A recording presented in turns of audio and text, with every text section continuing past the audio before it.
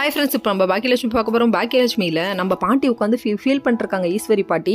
இதை பார்த்தோன்னே நம்ம பாக்கியா எப்பொழுது போல நார்மலாக தான் இருக்காங்க. அப்போ பாக்கியா உனக்கு வருத்தம் இருக்கும்னு எனக்கு தெரியும், எனக்கு எதுக்கு வருத்தம் இருக்க போகுது, நானா புள்ள பெற்றுக்கு போகிறேன், எனக்கா வழி இருக்க போகுது அப்படின்றாங்க. செல்வி சிரின்னு சிரிக்கிறாங்க. அது மட்டும் இல்லைங்க, நான் சின்ன பிள்ளையிலேருந்து இங்கே இருக்கேன், பாக்கியாக்கா இப்போ ஹாப்பியாக தான் இருக்காங்க அப்படின்னு சொல்கிறாங்க. எங்கள் குடும்ப விஷயத்தில் தலையிடாதாங்க. நான் அது எப்படி தலையிடாமல் இருக்க முடியும், நானும் இந்த குடும்பத்தில் ஒருத்தி தான், இனியா பாப்பா சின்ன பிள்ளையாக இருக்கும் போதுலேருந்து நான் இருக்கேன் அப்படிங்கிறாங்க. வேறு லெவல் அக்காவுக்கு ஒன்றா நான் தான் வருவேன்னு சொல்லிட்டாங்க. இது அல்டிமேட் சீன் தான். ஏன்னா கோபியாவது விட்டுட்டு போயிட்டான், நம்ம விட்டுட்டே போக மாட்டேன், கடைசி வரையும் அக்கா கூட தான் இருப்பேங்கிறாங்க.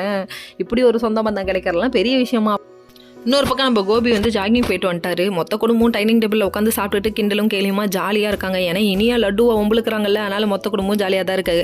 இதை பார்த்துட்டு கோபி இருந்துட்டு உண்மையை சொல்லிடலாமா வேணாமான்னு யோசிச்சிட்டே இருந்தவர் மேலே போயிட்டார். மேலே போனோடனே ராதிகா வெளுத்து வாங்குறாங்க. நீ எப்போ உண்மையை சொல்ல போகிற, மொத்த குடும்பத்துக்கு உண்மையை சொல்லுவியா மாட்டியா அப்படின்னு சொல்லிட்டு கண்ணா பின்னான்னு கத்துறாங்க. இப்போ என்ன உனக்கு சொல்லணும், அவ்வளோதானே, ராட்சசி அப்படின்னு சொல்லி திட்டிட்டு கீழே வராரு. கீழே வந்தோடனே இந்த நிலைமை தேவையா அப்படின்னு நினச்சி அவரே திட்டிக்கிறாரு.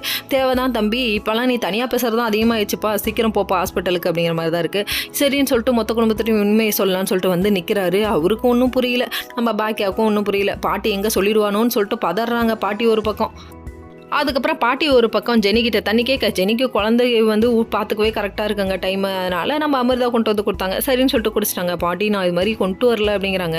அந்த டைம் பார்த்து பரவாயில்ல விடுமான்னு சொல்லிட்டாங்க. அவங்க பேரப்பிள்ளையை கொஞ்சிட்டு இருக்க டைம் பார்த்து கோபி வந்து நிற்கிறாரு. Okay friends.